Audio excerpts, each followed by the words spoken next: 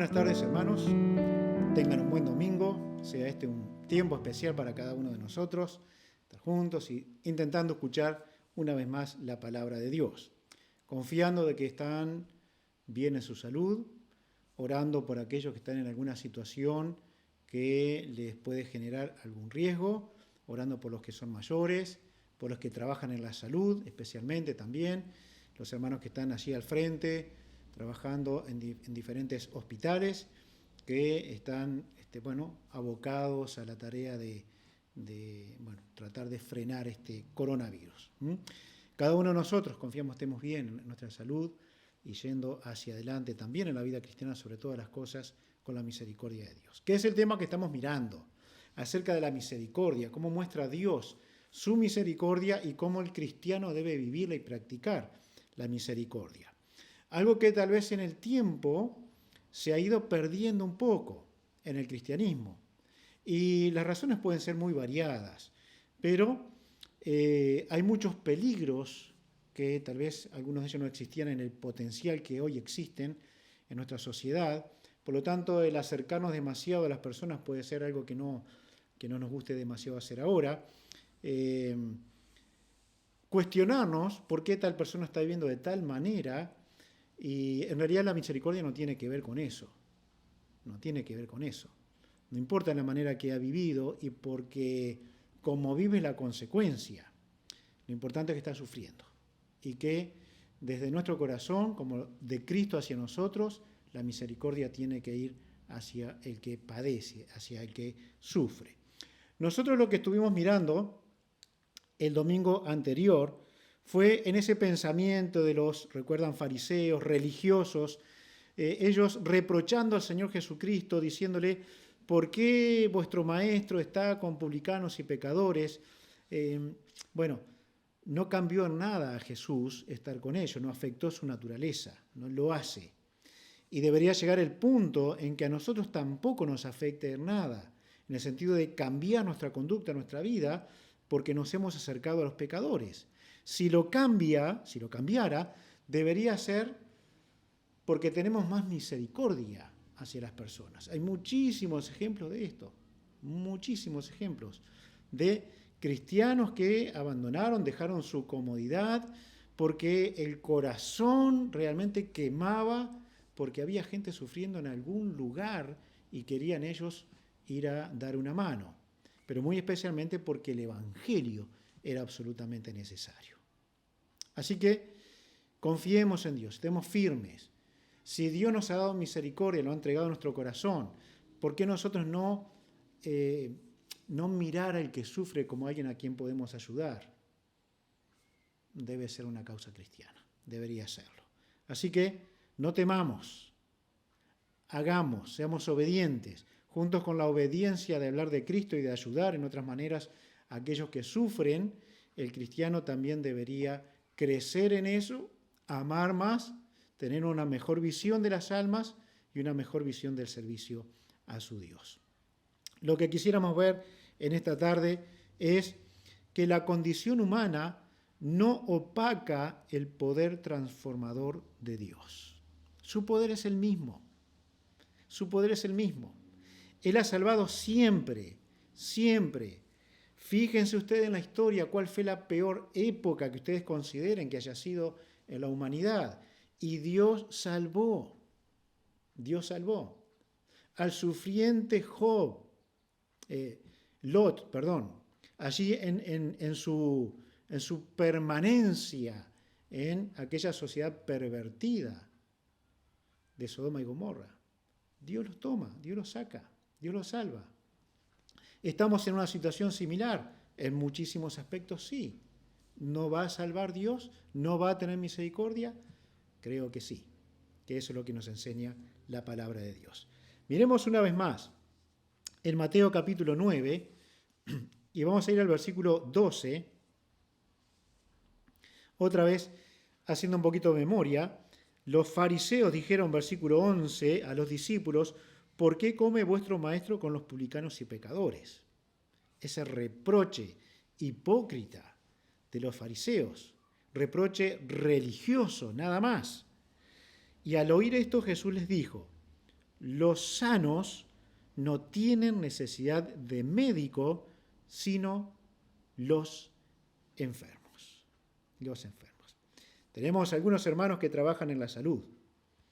Hay por lo menos 2 de ellos. Están en una posición muy riesgosa por el lugar donde trabajan. Nuestra hermana Marley y nuestro hermano Mark. Ahora, imaginen que si ellos en esta situación que se les pide trabajar en esa área, en esa necesidad, ellos dicen, no, yo voy enfrente donde están los sanos, yo voy a trabajar ahí. ¿No? Bueno, Jesús está diciendo, los médicos existen porque hay enfermedades. Y el comportamiento del Señor Jesucristo fue de un médico espiritual para sanar el alma. Pero los fariseos eran doctores exclusivistas. Tenían sus enfermos sanos. A ellos iban.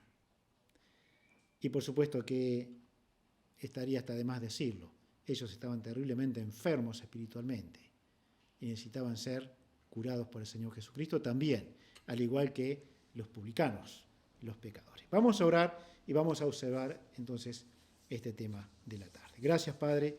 Nuevamente, ayúdanos a ver otra vez la vida de Jesús y también compararnos con estos hombres que tenían una estructura religiosa muy férrea, muy firme, y que eso no les permitía vivir para Dios.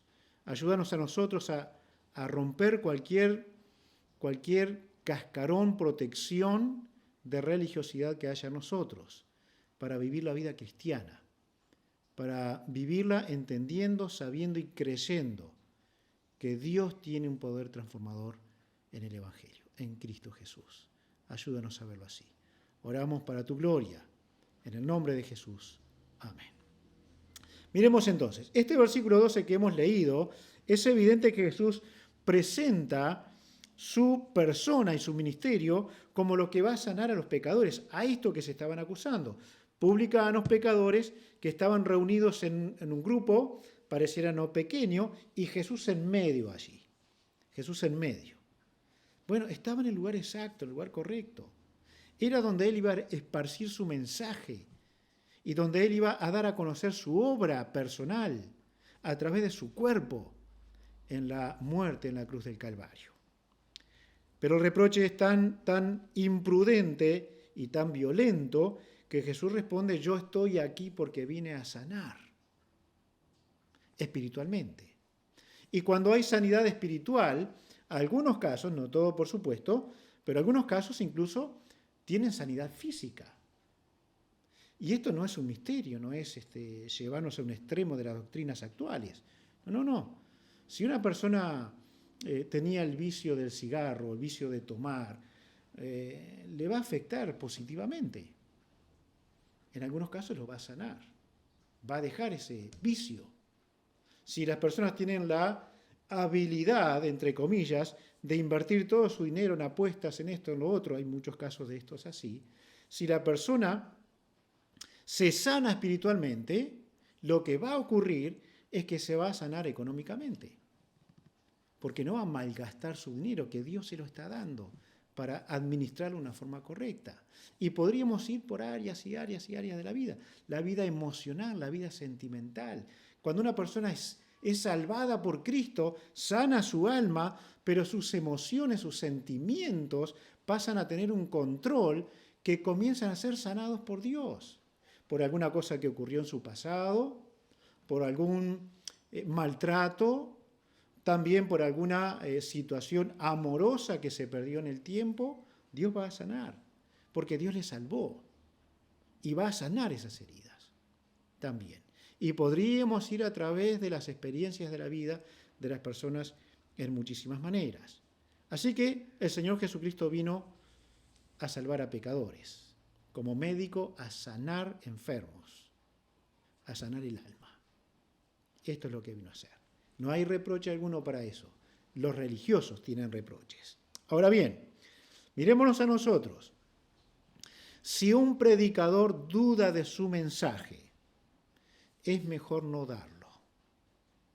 Ahora, si aún así lo das, ¿sabes qué? Dios puede tomar su palabra y hacer lo que Él quiere.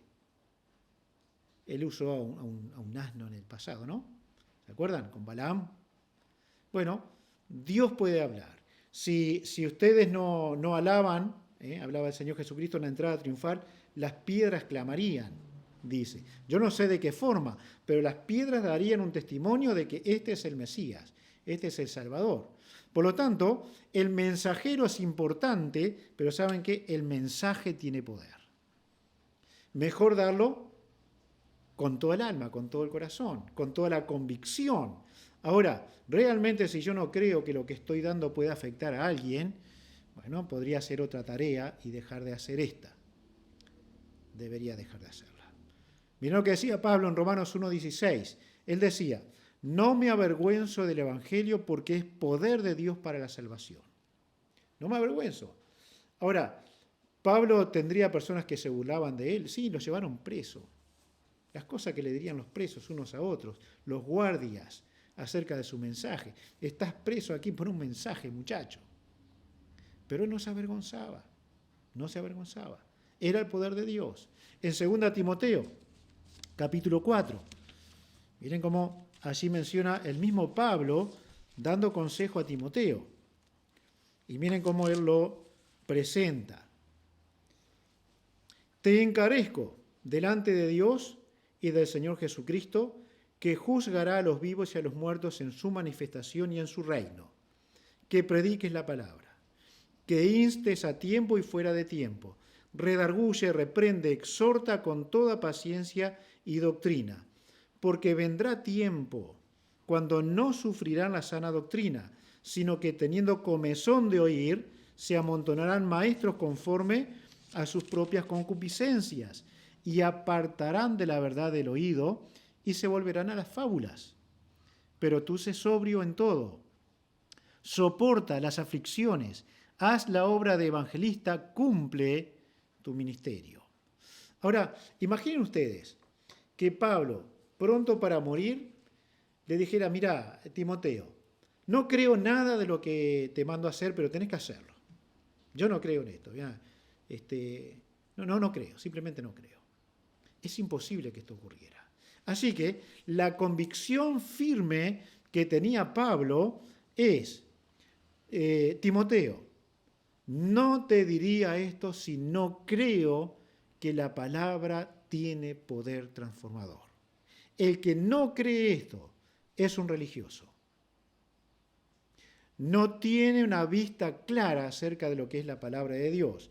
La experiencia que tuvo, con la palabra de Dios, de haberle cambiado y transformado, ha quedado en el tiempo. Ese hombre no ha crecido, esa mujer no ha madurado, se ha quedado sin nada del Evangelio.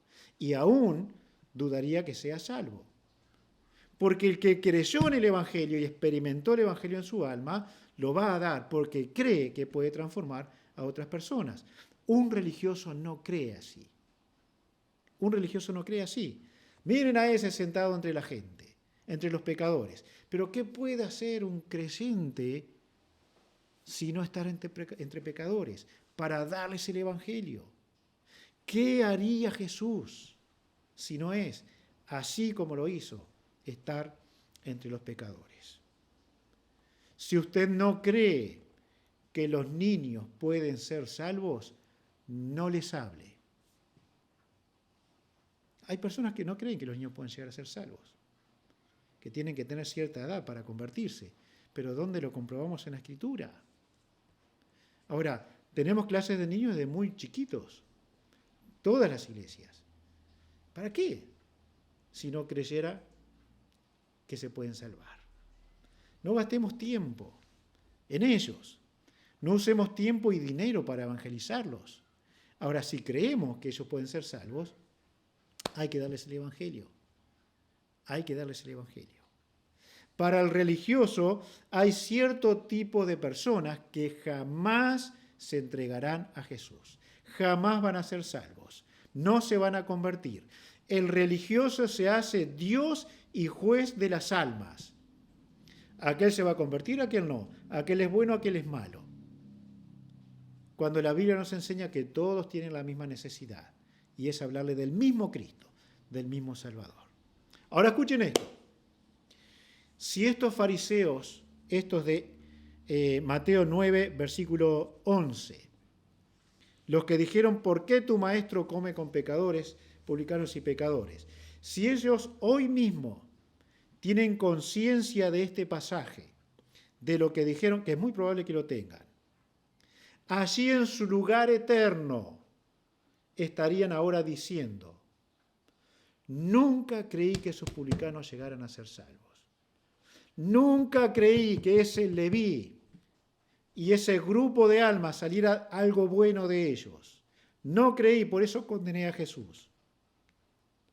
Nunca me imaginé que Dios iba a usar el poder de la palabra para transformar a Leví, a Mateo, y que este hombre iba a escribir lo que conocemos como el Evangelio de Mateo hoy, y que ese Evangelio iba a llevar a las almas a conocer a Cristo como Salvador. Nunca creí, pero Dios lo hizo. Dios lo hizo. Lo dirán sin arrepentimiento, sin cargo de conciencia, que tal vez sí la tengan en alguna medida. Pero Mateo tiene un libro inspirado en la Escritura. Ese hombre, que un religioso, muchos religiosos, jamás creyeron que Jesús debía estar entre ellos. Hoy le llamamos la palabra de Dios, el libro de Mateo. Está dentro del libro sagrado. Hoy mismo estamos hablando de él. Pero tal vez hoy miramos al mundo y decimos, aquel Leví nunca va a ser salvo. A ese no le voy a hablar. ¿Qué se va a convertir ese? ¿Qué se va a convertir? Es muy penoso, porque lo he escuchado, que un cristiano diga eso. Porque si Dios me salvó a mí, Él puede salvar a cualquiera. Él puede hacerlo con cualquiera. Y es el amor, la gracia y la misericordia de Dios. También vamos a ver en esta tarde, la condición humana hace aplicable la misericordia de Dios.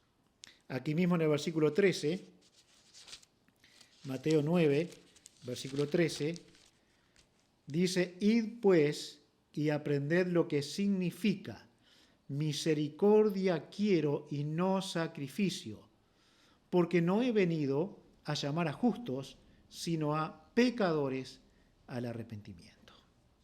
Aprendan lo que significa misericordia.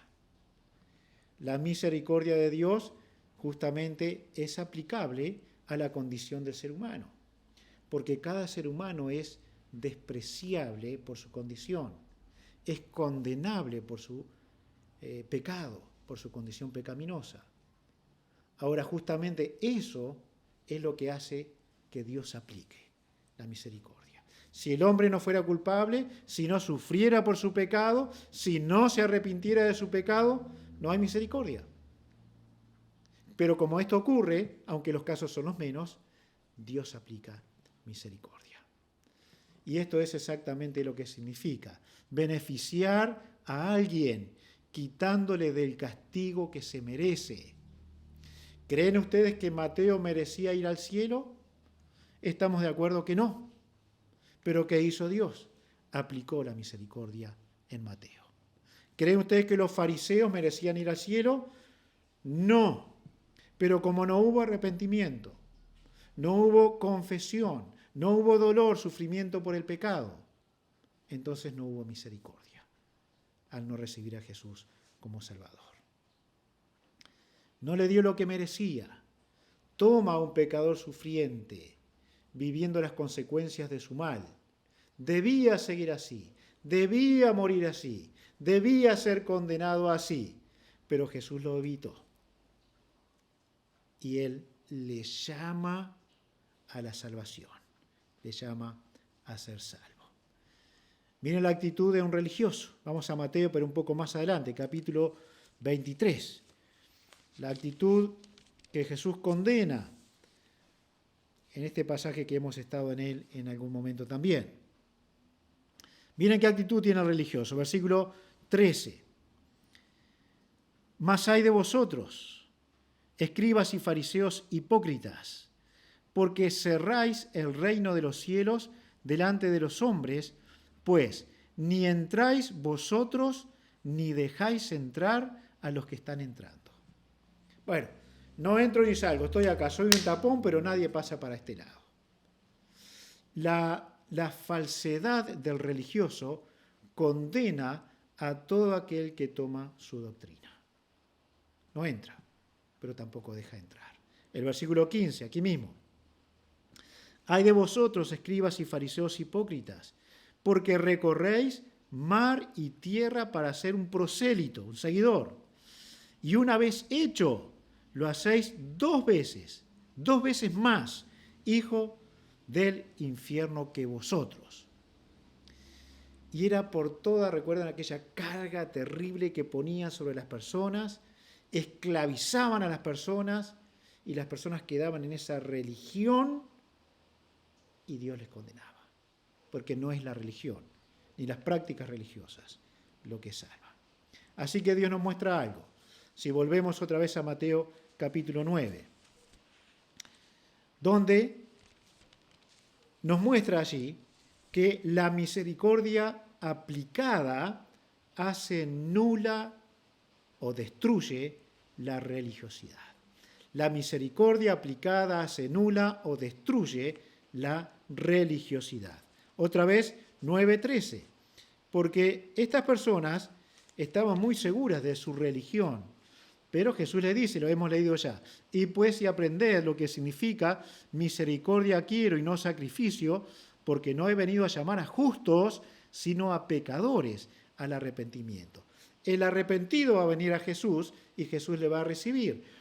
Cualquier arrepentido de cualquier religión, si viene a Cristo con arrepentimiento, Dios va a destruir esa religión y le va a dar vida y vida en abundancia. Por lo que, no importa que sea católico, que sea musulmán, que sea judío, que sea evangélico, que sea bautista, si es un religioso, Dios va a romper su religión, su religiosidad, la va a destruir, va a romper esa coraza y le va a dar vida en abundancia. Porque a eso vino Jesús, no a llamar a justos o a los que se creen justos, sino a los que saben que son pecadores y con arrepentimiento vienen a tener la salvación por la fe en el Señor Jesucristo. No era lógico que al oír el mensaje del Señor Jesucristo, los fariseos abandonaran su aparatosa religiosidad. ¿No debería ser la consecuencia cuando eran acusados de esta manera? Ellos son acusados, y en otras ocasiones lo hace más claro todavía, no son justos ustedes, no lo vine a buscar a ustedes. Si ustedes no son pecadores, no vine por ustedes, vine por pecadores, vine por aquellos injustos. Por ellos vine. Pero ellos no se convirtieron, entendiendo que su rígida demostración externa de estar bien con Dios era solo la cubierta de un alma condenada. Se cubrían en eso. Religiosidad. Voy a la iglesia, voy al templo, diezmo, ayudo a aquellos pobrecitos, no me junto con aquellos pecadores inmundos, los separo de mi vida. Y eso es todo. Voy al cielo. Pero no funciona bíblicamente así.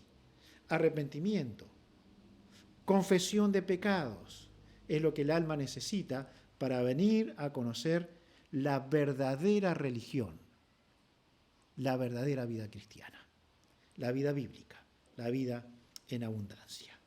También podemos ver que la misericordia aplicada trae perdón al pecador arrepentido.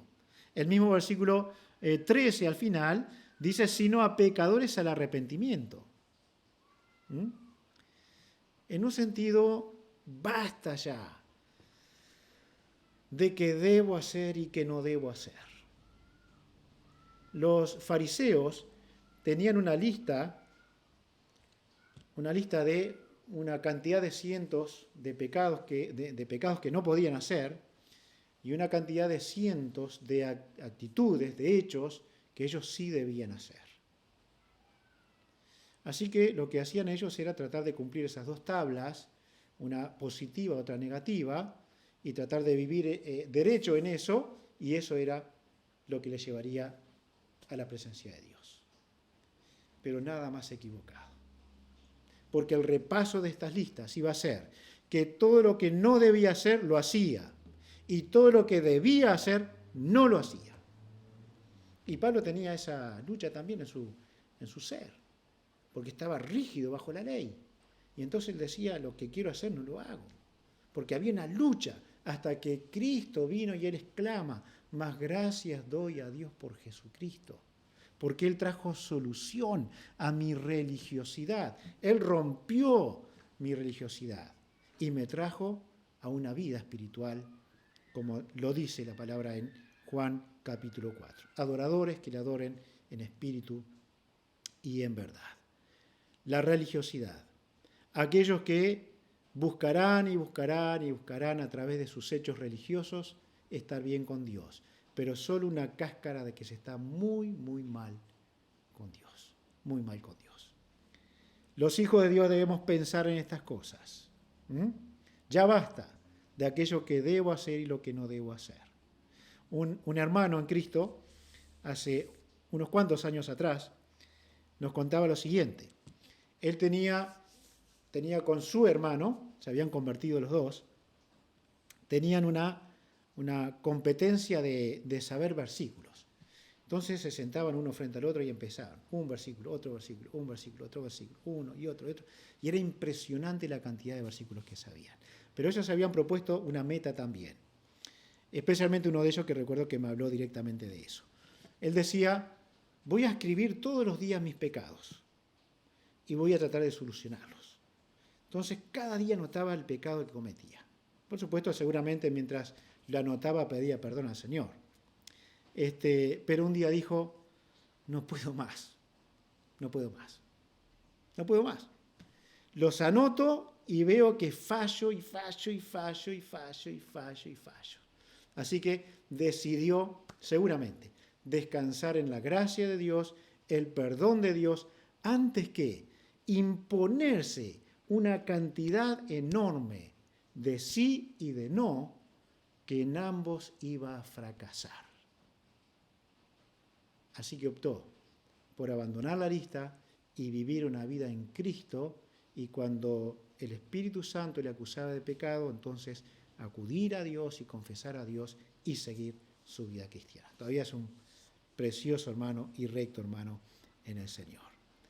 La misericordia de Dios aplicada al corazón, al pecador arrepentido, le traerá el perdón. Todos podemos recordar la historia o la enseñanza, la parábola que Lucas nos da en el capítulo de Lucas, capítulo 18. Lucas 18.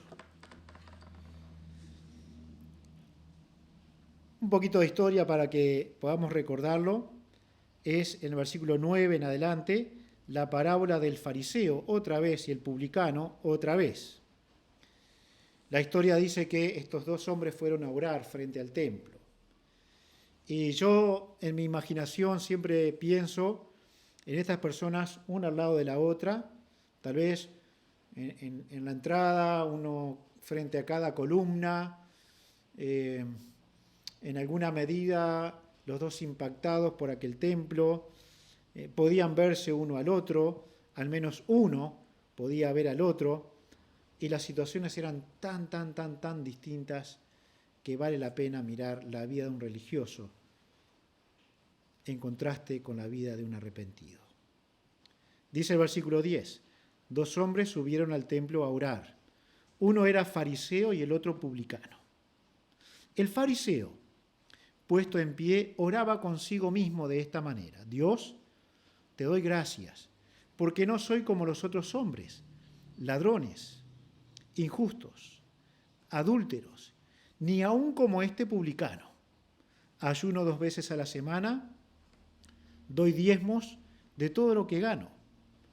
Mas el publicano, estando lejos, no quería ni aun alzar los ojos al cielo, sino que se golpeaba el pecho diciendo: Dios, sé propicio a mi pecador. Algunas de las cosas que podemos aprender de estos dos hombres. Uno hablaba consigo mismo. Uno era su propio Dios. Uno era el que solucionaba sus problemas. Así que hablaba consigo mismo.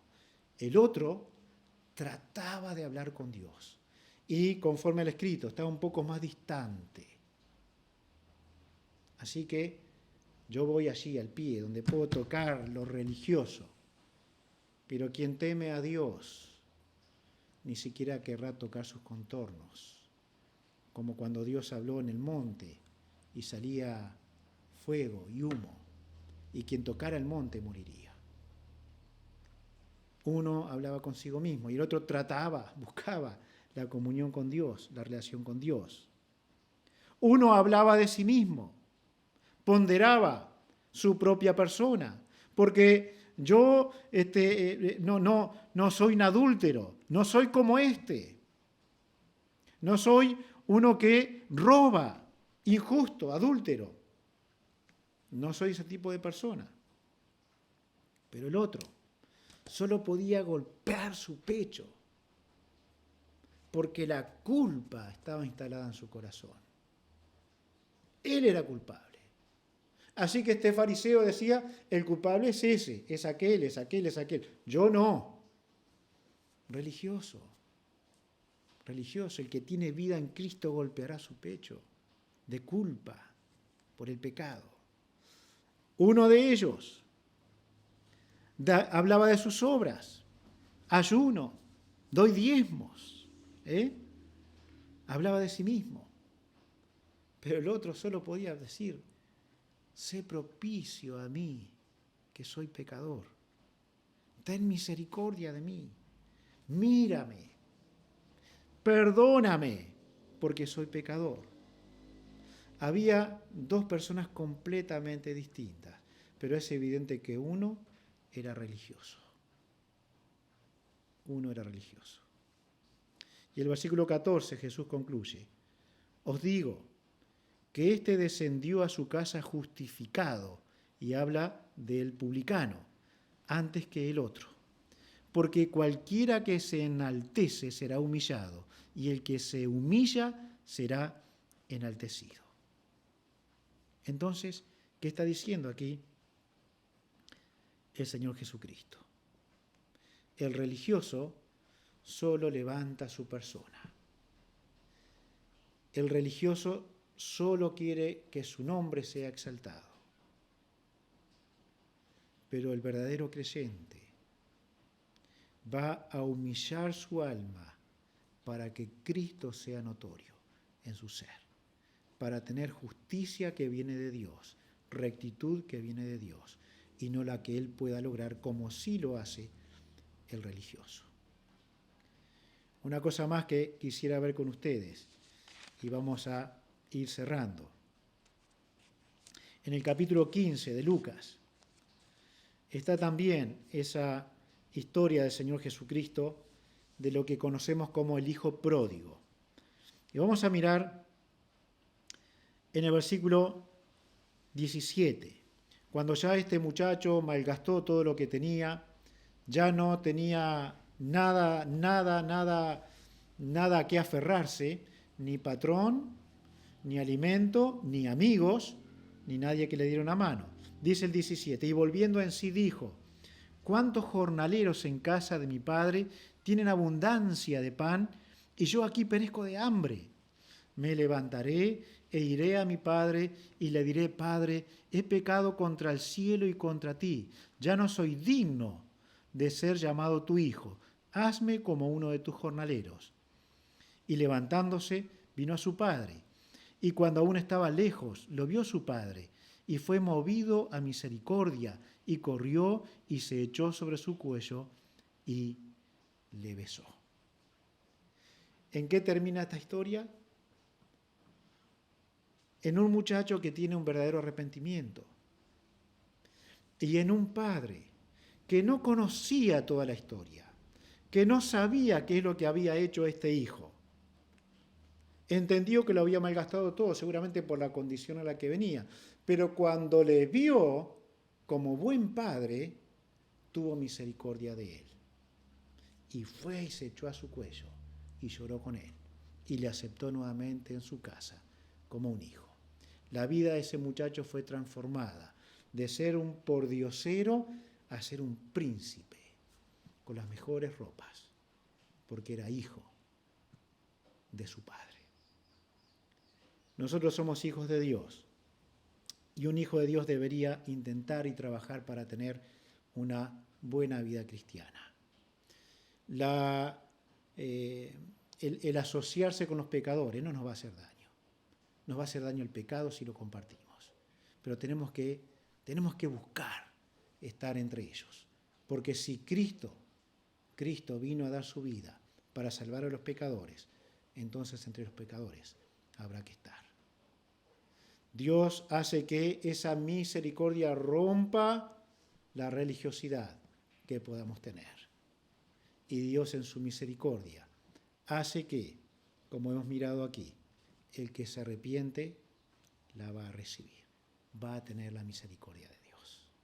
¿Cómo está nuestra vida acerca de esto? ¿Hemos roto ya ese cascarón? Estamos haciéndolo porque se nos viene el día en que nos vamos a juntar y vamos a vivir la vida de iglesia. Vamos a vivir la vida que hemos vivido hasta hace muy poquito tiempo. Va a ser más fácil ahora empezar a acercarse a las personas para hablarle de Cristo, aunque con ciertas distancias por las razones que sabemos. Sin embargo, hay que volver a la vida, porque usted va a tomar el dinero de su patrón, usted va a agarrar la herramienta de su patrón, usted va a ir a arreglar lo que su patrón le ordene, usted va a poner la mercadería que su patrón le ordene, usted va a hacer lo que se le ordene. Y tenemos un rey sobre nosotros, que sigue dando órdenes a su pueblo, para que el cristiano se meta entre los incrédulos a hablarles del Salvador, porque el médico vino a sanar. Cristo vino a salvar a los pecadores. Que Dios nos bendiga, Dios nos ayude, nos dé nuevas fuerzas para que esto ocurra. No olvidemos qué es lo que Dios ha hecho con nosotros. No olvidemos que el Evangelio nos ha transformado y que debemos creer que el Evangelio puede transformar al peor hombre que pise sobre esta tierra. Porque me transformó a mí, puede transformar a cualquiera. Que Dios le bendiga. Nos encontramos el próximo domingo con la gracia de Dios.